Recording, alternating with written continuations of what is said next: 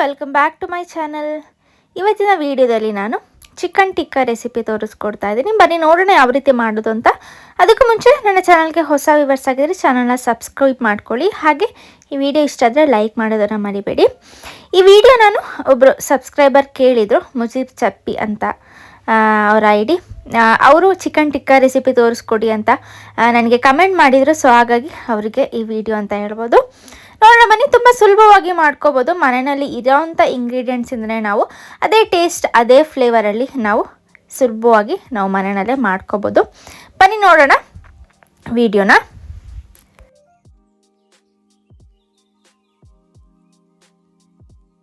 ಮೊದಲಿಗೆ ನಾನಿಲ್ಲ ಒಂದು 250 ಗ್ರಾಮ್ಸ್ ಅಷ್ಟು ಚಿಕನ್ ತೊಗೊಂಡಿದ್ದೀನಿ. ಸ್ವಲ್ಪ ದೊಡ್ಡ ಪೀಸಸ್ಸೇ ಇರಲಿ. ಅದಾದಮೇಲೆ ಶುಂಠಿ ಬೆಳ್ಳುಳ್ಳಿ ಪೇಸ್ಟು ಒಂದು 2 ಟೀ ಸ್ಪೂನಷ್ಟು. ನಂತರ ಅದಕ್ಕೆ ಹುಳಿಗೆ ಲೆಮನ್ ಜ್ಯೂಸ್ ಅಥವಾ ವಿನೆಗರ್ ಕೂಡ ಹಾಕೋಬೋದು, ಒಂದು 2 ಟೀ ಸ್ಪೂನಷ್ಟು ಹಾಕಿ.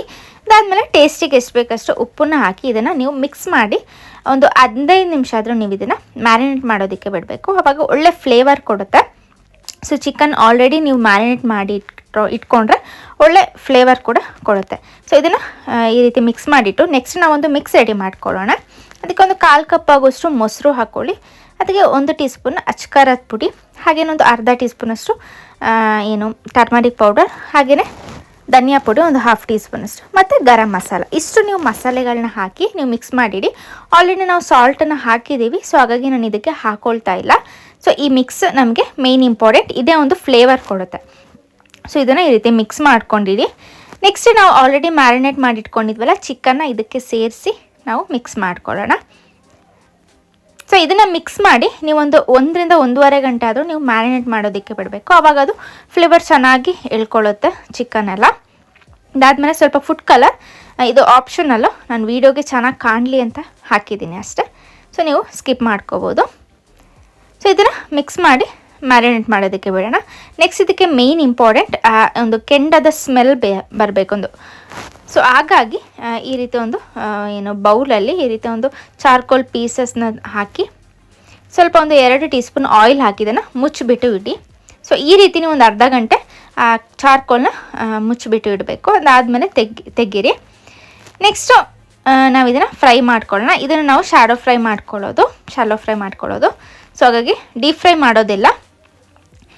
ಸೊ ಆಯಿಲ್ ಬಿಸಿ ಆದಮೇಲೆ ನಾವು ಫ್ರೈ ಮಾಡ್ಕೊಳ್ಳೋಣ.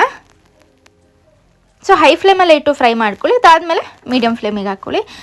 ಇಲ್ಲಾಂದರೆ ಆಯಿಲ್ ಬಿಸಿಯಾಗಿಲ್ಲ ಅಂದರೆ ಅದು ಮಸಾಲೆ ಎಲ್ಲ ಆಯಿಲಲ್ಲಿ ಸಪ್ರೇಟ್ ಆಗಿಬಿಡುತ್ತೆ. ಸೊ ಹಾಗಾಗಿ ಹೈ ಫ್ಲೇಮಲ್ಲೇ ಇಟ್ಕೊಳ್ಳಿ.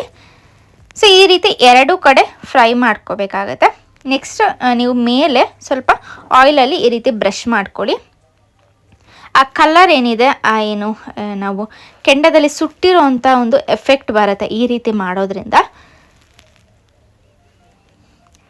ಸೊ ಟ್ರೈ ಮಾಡಿ ನೋಡಿ. ಕಬಾಬ್ ಮಾಡಿ ಅದೇ ತಿಂದು ಬೇಜಾರಾಗಿದ್ದರೆ ಇದೊಂದು ಒಳ್ಳೆ ಫ್ಲೇವರ್, ಹಾಗೆ ಮೊಸರು ಹಾಕಿರೋದ್ರಿಂದ ತುಂಬ ಸಾಫ್ಟಾಗಿ ಬರುತ್ತೆ. ಸೊ ಡೌಟೇ ಬೇಡ, ಅದೇ ಫ್ಲೇವರ್ ಕೊಡುತ್ತೆ. ಟ್ರೈ ಮಾಡಿ ನೋಡಿ, ಮಿಸ್ ಮಾಡಿದೆ. ಸೊ ನೋಡ್ಬೋದು ನಮ್ಮ ಚಿಕನ್ ಟಿಕ್ಕಾ ರೆಡಿ ಆಯಿತು.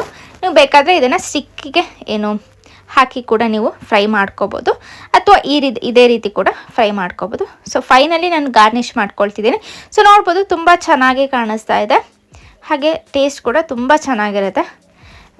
ನೀವು ಟ್ರೈ ಮಾಡಿ ನೋಡಿ, ಹೇಗೆ ಅನ್ನಿಸ್ತು ಅಂತ ನನಗೆ ಕಮೆಂಟ್ ಬಾಕ್ಸಲ್ಲಿ ತಿಳಿಸಿ. ಹೀಗೆ ನನ್ನ ವೀಡಿಯೋಸ್ಗೆ ಸಪೋರ್ಟ್ ಮಾಡ್ತಾಯಿರಿ ಅಂತ ಹೇಳ್ತಾ, ಈ ವಿಡಿಯೋ ನಿಮಗೆ ಎಲ್ಲಿಗೂ ಇಷ್ಟ ಆಗಿದ್ರೆ ಕಮೆಂಟ್ ಮಾಡಿ, ಲೈಕ್ ಮಾಡಿ, ಶೇರ್ ಮಾಡಿ. ಹಾಗೆ ಯಾರೇ ಸಬ್ಸ್ಕ್ರೈಬ್ ಮಾಡ್ಕೊಂಡಿಲ್ವೋ ಸಬ್ಸ್ಕ್ರೈಬ್ ಮಾಡ್ಕೊಳ್ಳಿ. Thank you for watching. Bye.